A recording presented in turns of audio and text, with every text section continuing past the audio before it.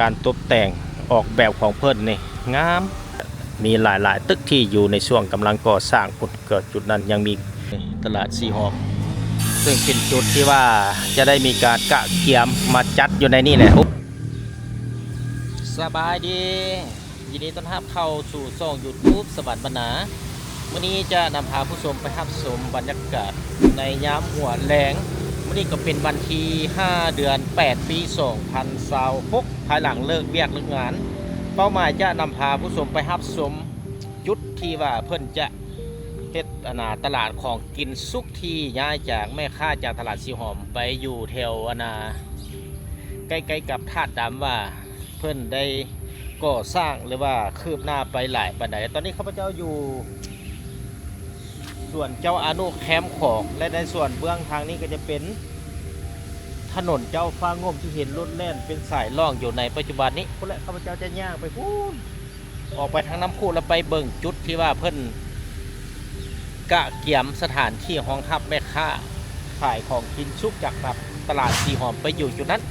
ก่อนจะไปติดตามรับชมก็ขอฝากกดไลค์กดติดตามกดกระดิ่งแจ้งเตือนในช่อง YouTube สวัสดิ์บรรณาเด้อเพื่อจะได้รับวิดีโอใหม่ๆมาให้ผู้ชมได้รับชมในตอนต่อไปย่างไปพร้อมกันมีข้าพเจ้าจะย่างไปที่จริงๆแล้วพระเจ้าฝากรถอยู่พุ่นฝากรถไว้อยู่บนหน้าวัดดอนจันทร์หลังจากย่างไปสำกับออกกำลังกายไปนำมาแหละจะออกไปจุดนี้แล้วก็ออกไปน้ำพุไปเบิ่งจุดนั้นไปชมกัน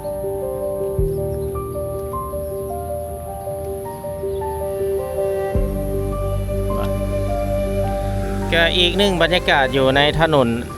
เจ้าฟ้างุ่มแคมเบื้องแคมของแกบทันแคมเท่าไหร่เพราะว่ายังมีถนนสีฐานอยู่แคมของถนนสีฐานถ้าไปพอด3แยกบ่อนต่อหน้าดอนจันไปพุ่นจะเป็นถนนดอนจันจนฮอด4แยกวัดนาคเอิ้นว่าถนนดอนจันก็ถือว่าข้าพเจ้าก็ได้เบิ่งอยู่ในแผนที่และเพิ่นเขียนแนวนั้นเด้ตอนนี้ข้าพเจ้าย่างมาอยู่ต่อหน้าเขตบ้านเสียงยืนโรงแรมผู้ชมเคยเห็นบ่โรงแรมนี่ก็จะเมื่อก่อนเป็นโรงแรมล้านสร้างมาปัจจุบันเพิ่นเฮ็ดเป็นโรงแรมอาวานี่ล้านสร้างเวียงจันทน์นี่อยู่ที่แคมป์ของนี่แหละสวยงามการตกแต่งออกแบบของเพิ่นนี่งามบ่เป็นแบบทรงลาว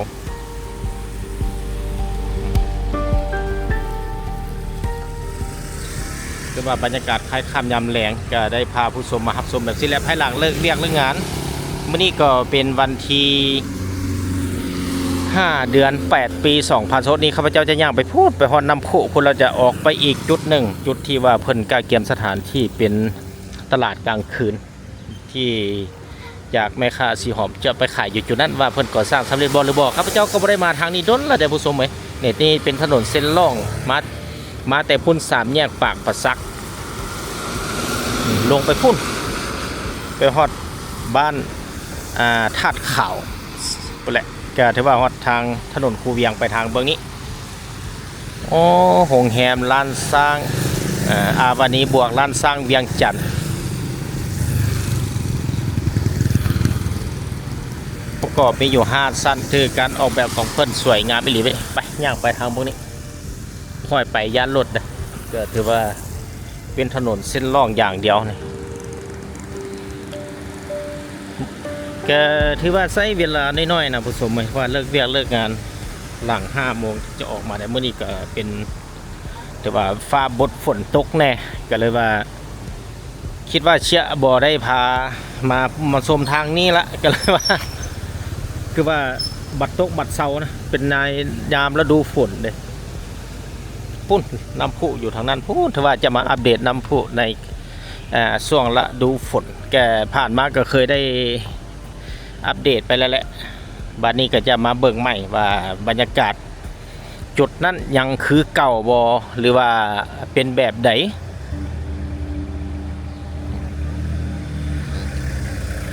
โรงแรมอาวานี่ล้านสร้างสวยงามเป็นอีกหนึ่งเด่นสะดุดตาอยู่ในแคมป์ของนี้เองก็เป็นสถานที่ดึงดูดนักท่องเที่ยวทางภายในและต่างประเทศที่เข้ามาท่องเที่ยวแล้วก็มาพักมาเซาอยู่ในแห่งนี้ ก็ถือว่าในใจกลางนครหลวงวิจันทร์โดยเฉพาะแม่นถนนหนทางอยู่ในขอบเขตเมืองจันทบุรีนี่ก็ได้มีการปรับปรุงโดยเฉพาะแม่นขอบทางย่างคือที่ผู้ชมเห็นในนี้เพิ่นก็ได้เฮ็ดเป็นเสาตอหม้อเฮาพนักที่ว่ากันเพื่อบ่ให้รถขึ้นมาจอดแบบสิเห็นบ่ก็ถือว่าปาน ยังมีรถเต็มอยู่ดิสืบเนื่องมาจากเส้นทาง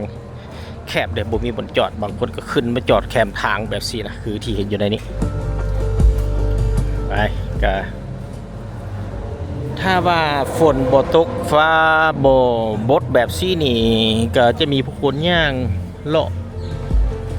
อยู่ตามเส้นทางนี้หลายได้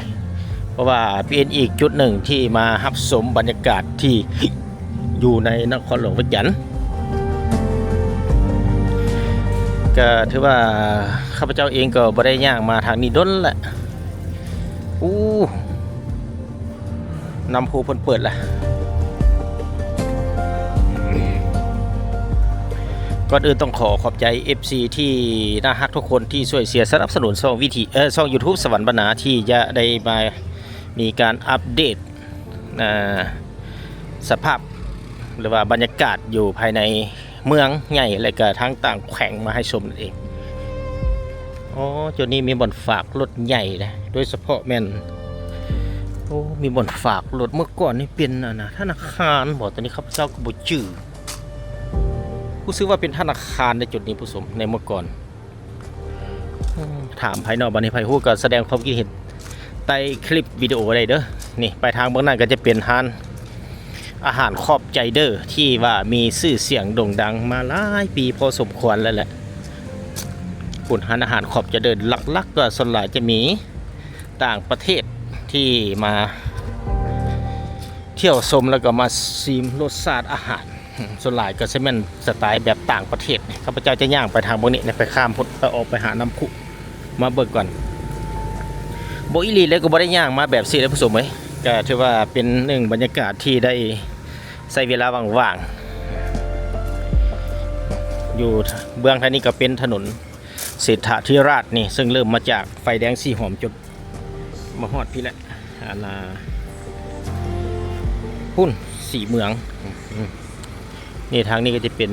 ถนนเศรษฐาธิราชทางบนหน้าก็จะเป็นห้านอาหารขอบใจเด้อ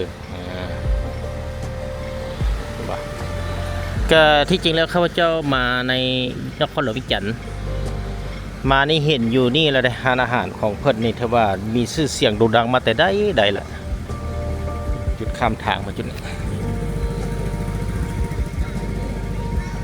วันนี้จะย่างเข้าไปทางเบื้องน้ำพุพุทธมีผู้คนมาเลี้ยนหลายบ่อประมาณนี้เบิ่งก่อน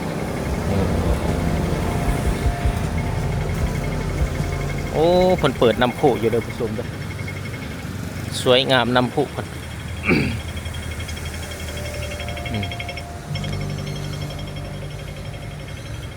นอกจากนั้นแล้วอยู่ในแคมป์โตอนาคตนี่เพิ่นจะเฮ็ดสั่งนะเป็นบอสหรือว่าเวียนเชียนน้ำพุเนี่ยโกซี่เวลคัมขอโทษนี่ชิแมนนี่นี่เพราะว่าเป็นป้ายที่เพิ่นเป็นป้ายของโครงการเพิ่นได้ก่อสร้างสำเร็จแล้วอยู่ทางเมืองทางหน้านี่อันนี้ก็เป็นป้ายโครงการแต่เมื่อก่อนเพิ่นข้าพเจ้าก็บ่ได้สังเกตเลยได้สังเกตได้เพิ่นเห็นแล้วโกซี่อยู่ทางเมืองนั้นสิเป็นโรงแรมเบิ่งเป็นคอนโดนะผู้ชมอยู่ติดกับน้ำพุนี่เองก็อีกหนึ่งสถานที่ที่มีผู้คนก็มาท่องเที่ยวมาชมมาเบิ่งได้เพราะว่าอยู่ใจกลางเมืองแท้ที่ขึ้นกับเมืองจันทบุรีนครหลวงวิจันทร์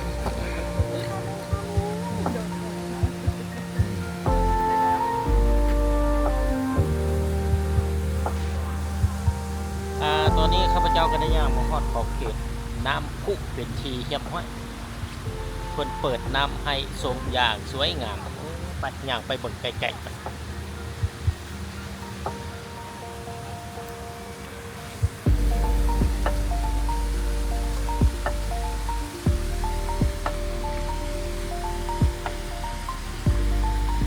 ก็มาสังเกตเบิ่งแล้วก็บ่มีคนมา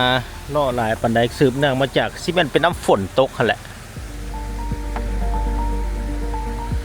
เป็นฝนตกแน่นี่ก็ถือว่าบางจุดบางม่องบนขึ้นไปทางถึงก่อนส่วนตึกนี้ก็ถือว่าอยู่ด้นละหลายปีพอสมควรที่ว่าข้าพเจ้าลงมาเวียงใน27 ปีก็เห็นอยู่นี่ละตึกนี้เพิ่นก็ได้รักษาไว้ให้เบิ่งอยู่คือเก่าโอ้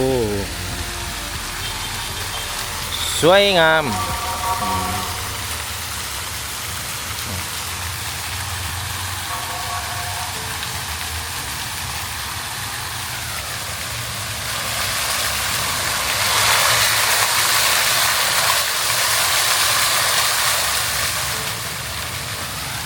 ก็ถือว่าเพื่อนเปิดไว้ทุกมื้อผู้ชมไหมก็ถือว่ามาชมมาเบิ่งมาเที่ยวได้ในยามพอแหลง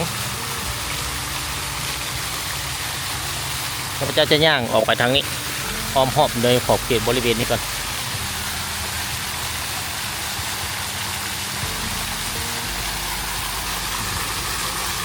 พาลูกพาหลานมาเที่ยวมาเบิ่งมาชมได้เด้ออยู่นี่ก็เธออีกจุดหนึ่งที่ว่าข้าพเจ้าโดนมาเธอหนึ่ง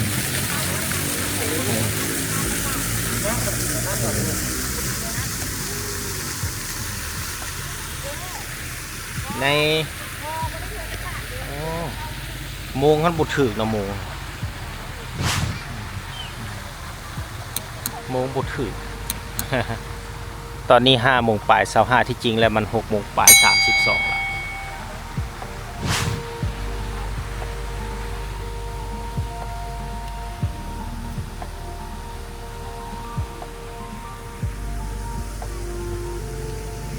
แล้วที่ว่าในส่วนจุดนี้อีกหนึ่งจุดที่ว่าเพื่อนจะได้มีการผู้ชมเพื่อนจะได้มีการออกแบบอยู่ในดินตอนนี้ได้นี่จะเป็น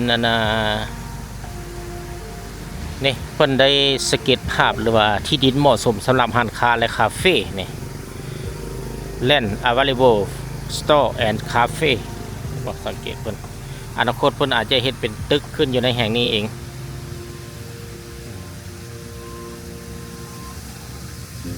ก็จะสังเกตเห็นว่าที่ดินเหมาะสำหรับร้านค้าและคาเฟ่หรือว่า Land Available Store and Cafe เพิ่นก็อาจจะสร้างอยู่ในแห่งนี้แหละก็มีแต่ติดตามต่อไปว่าเพิ่นจะเฮ็ดแบบใดในศูนย์บางนั้นก็จะมีหลายๆตึกที่อยู่ในช่วงกำลังก่อสร้างเกิดจุดนั้นยังมี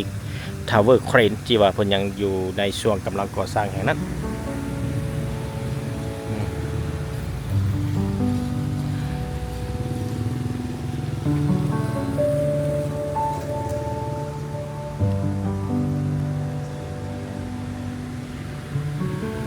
วันนี้ข้าพเจ้าจะย่างไปทางเบื้องนี้ที่จริงแล้วน้ำพุนี่ขึ้นกับบ้านเสียงยืนเมืองจันทบุรีนครหลวงเวียงจันทร์บอกสถานที่จะน้อยว่าแต่น้ำพุอยู่ใส่ขึ้นกับบ้านเสียงยืนนะผู้ชมนะวันนี้ข้าพเจ้าจะย่างออกไปทางเบื้องนี้เลยวันนี้ออกไปพูดละไปเบิ่งจุดที่ว่าเพิ่นก็เกี่ยมสถานที่ที่จะเฮ็ดเป็นบ่อนของครับแม่ค้าขายของกินซุกที่ย้ายออกจากตลาดสีหอมไปอยู่จุดนั้นเอง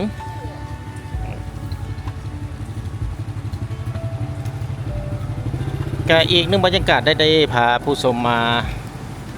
เลาะ ในยามหัวแรงเลยว่าซะ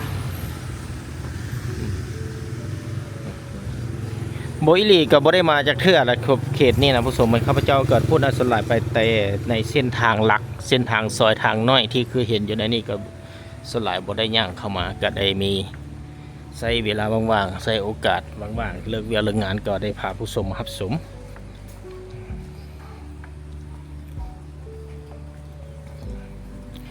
ถ้าว่าฝนบ่ตกฟ้าบ่บดนี่อาจจะมีนักท่องเที่ยวย่างเลาะชมหลายกว่านี้หรือว่าอาจจะแม่นฮอบ7 โมงหา8 โมงบอกประมาณนี้ก็ได้ว่าเป็นน้ำผู้ข้ามายอมหัวแรง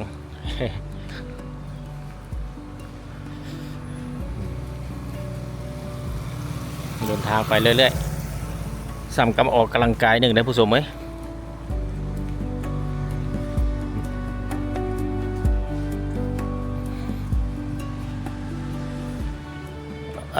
ตอนนี้ก็ได้ย่างมาฮอดในขอบเขตไกลบางทางเบื้องหน้าก็จะเป็นถนน300,000 ไทย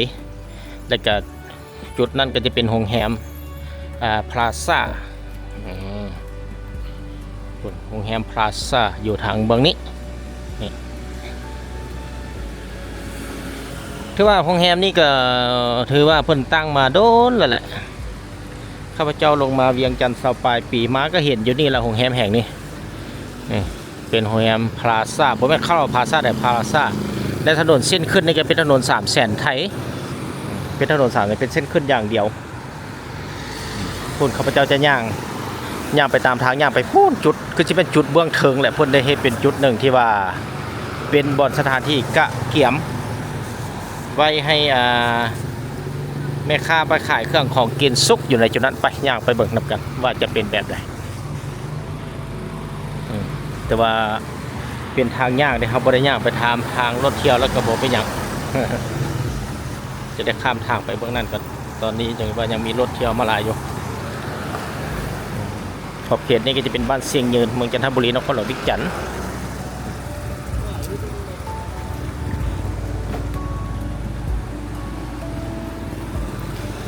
ฟ้าบดฝนตกยิบยับ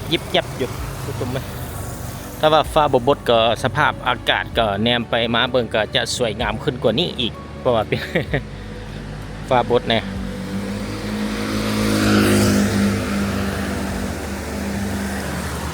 พูดแล้วขึ้นไปเทิงก็ไปซอดไฟแดงสีหอมแล้วก็ไปซอดบ้านสีหอม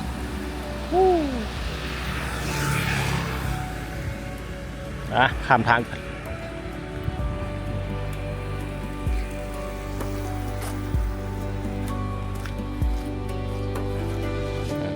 ไปเบิ่งจุดทางเบื้องหน้าใกล้จะฮอดแล้วก็จะไปเบิ่งในขอบเขตบริเวณธาตุดำพร้อมว่าไปเบิ่งว่าสถานที่จุดนั้นเนาะถ้าหากเกิดมีมือใดเปิดตลาดขึ้นมาก็มีแต่เบิ่งไปว่าการจัดสรรหรือว่าเป็นบ่อนฝากรถจักรหรือว่าลูกค้าที่จะมาซื้อแวะซื้ออาหารอยู่ในนั่นแหละที่จริงแล้วเพิ่นก็อาจจะมีจุดที่ว่าบ่อนฝากรถจักรแล้วก็เป็นไปได้แต่มีแต่ติดตามตอนต่อไปว่าในช่วงนี้เขาก็บ่ได้หับทราบหับหูน้ำเพิ่นว่าเพิ่นจะจัดสรรกันแบบใดท่านเองมีติดตามต่อไปเด้อผู้ชมเด้อข้าพเจ้าบ่ได้ลงลึกว่าสอบถามว่าเจ้าจะฝากรถจักรอยู่ใส่หรือว่าสิ่งอำนวยความสะดวกอื่นๆโอ้นี่มาฮอดละคือซีเมนต์จุดนี่แหละผู้ชมนี่จุดนี่ผู้ชมหมายความว่าจุดที่มีสังกะสีบังอยู่นี่แหละที่อยู่ในช่วงกำลังก่อสร้างเดินทางเบื้องในเพิ่นก็ได้มีการเทพื้นเป็นที่เรียบร้อยว่าสั้นเพิ่นก็ยังไม่ได้เปิดเผยให้ผู้ชมได้รับชมในส่วนนี้ก็จะเป็นไฟแดงแต่ว่าถ้าว่าเพิ่นเปิดตลาดของกินซุกอยู่นี่เมื่อใดเขาก็เบิ่งไปว่าการที่ว่าเขาจะฝากรถจุดเมียนรถจักรแหละลักๆกับจุดจักรหรือว่ารถใหญ่ที่ว่าผู้คนที่จะมาแวะซื้อนี่อาหารในนี่ในจุดนี้เพิ่นปิดเลยผู้ชมแสดงว่าเพิ่นก็เทปูนเรียบร้อยแล้วก็มีแต่ว่าพุ่นอยู่เบื้องนั้นก็เป็นธาตุดำไปเบิ่งใกล้ๆก่อนเพราะว่ายังมีประตูพี่ว่าเพิ่นได้เปิดให้ได้ชมอยู่บ่กันนะหรือว่าจุดที่เฮาย่างอยู่จุดนี้บ่เป็นบ่อนฝากรถจักร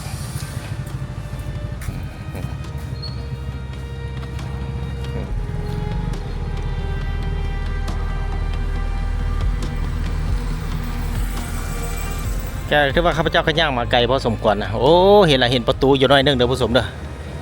นอกจากนั้นแล้วก็มี Rainfall Renter or Choice Development อ๋อนี่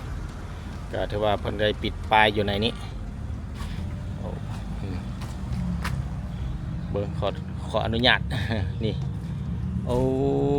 จุดนี้ผู้ชมนี่ตลาดสีหอมซึ่งเป็นจุดที่ว่าจะได้มีการกะเกียมมาจัดอยู่ในนี่แหละโอ้เดินกว้างโกสมควรได้กว้างกว่าอยู่จุดที่ว่าในตลาดสีหอมเบื้องต้นนั้นนี่อาจจะแม่นขายอยู่พุ่นแล้วก็เบื้องฝากรถจักรอาจจะมาอยู่เบื้องนี้ประมาณนี้กว้างขวางกว่าเก่าแต่ว่าสำหรับรถใหญ่นี่ก็ มีความเป็นไปได้ที่ว่าจะจอดอยู่ข้างทางโอ้เบิกไปสอบถามมึงก่อนสวยงามกว้างขวางเลยเนาะไปถามผู้ทำเหมาเฮ็ดอันนี้ก่อนกว้างขวางพอสมควรซึ่งว่าสำเร็จเทพื้นเรียบร้อยแล้วเด้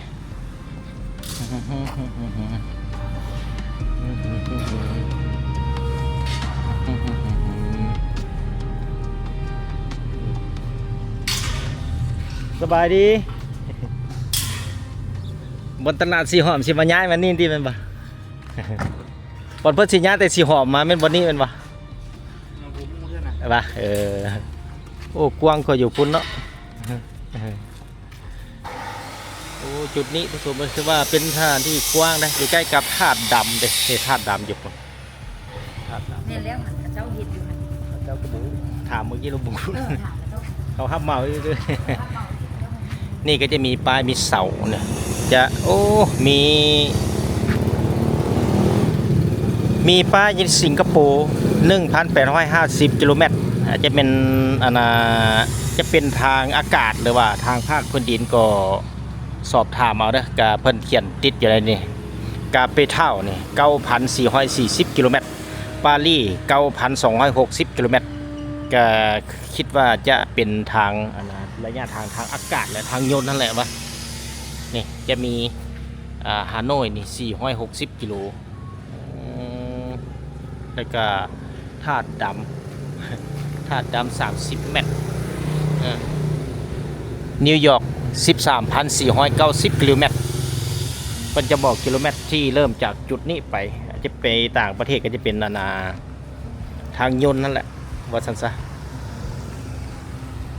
ถ้าไฟฮูก็แสดงความคิดเห็นมาได้โอ้นี่ธาตุดำ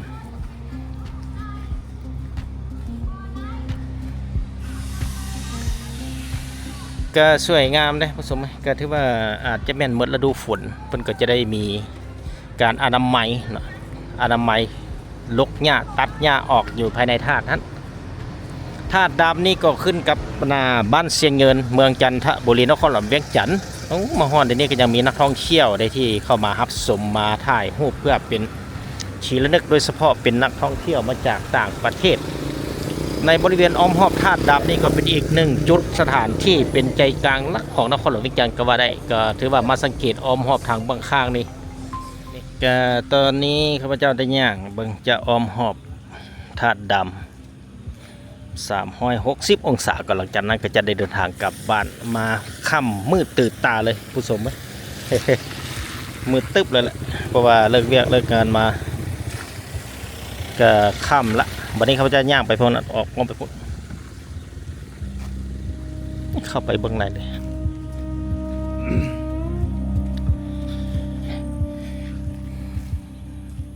ก็ที่จริงแล้วก็จะมีนักท่องเที่ยวเข้ามาชมมาเบิ่งแล้วก็มาโดยเฉพาะแม่นที่พุทธศาสนาที่บางคนก็มาจุดธูปจุดเทียนสักการะบูชาในพระธาตุในส่วนอ้อมรอบนี่ก็ถือว่าเป็นอีกหนึ่งจุดสถานที่ท่องเที่ยวแบบวัตถุโบราณแต่ว่าแบบ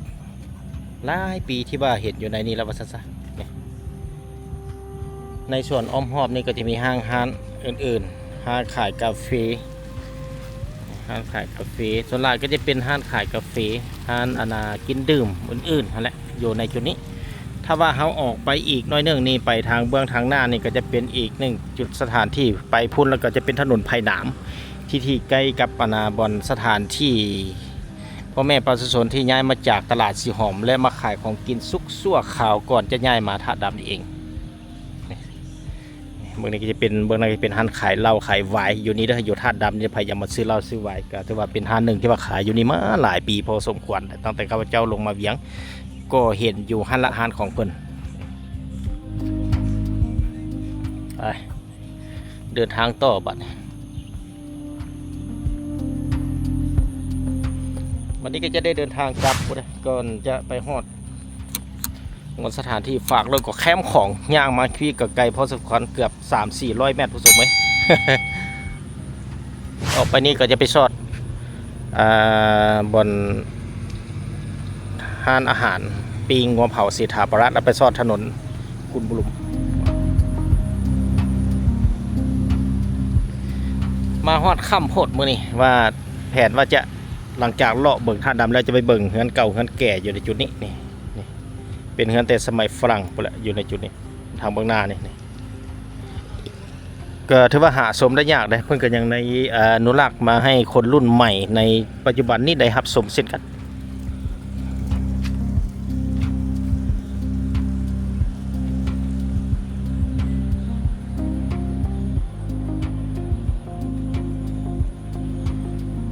ไปบัดนี้ก็ถือว่าได้ย่างอ้อมหอบในขอบเขตบริเวณนี้แหละบัดนี้ได้เดินทางกลับทางเก่าก็ต้องขอบใจ FC หน้าฮักทุกคนที่ช่วยเสียสนับสนุนช่อง YouTube สวัสดิ์บรรณาด้วยดีเสมอมาผู้ชมก็จะได้รับวิดีโอใหม่ๆมาให้ผู้ชมและจะได้อัปเดตข้อมูลต่างๆมาให้ผู้ชมได้รับชมในตอนต่อไปนั่นเองบัดนี้ข้าพเจ้าจะเดินทางกลับ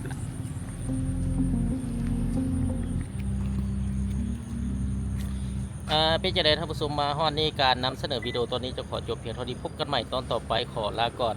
บ๊ายบาย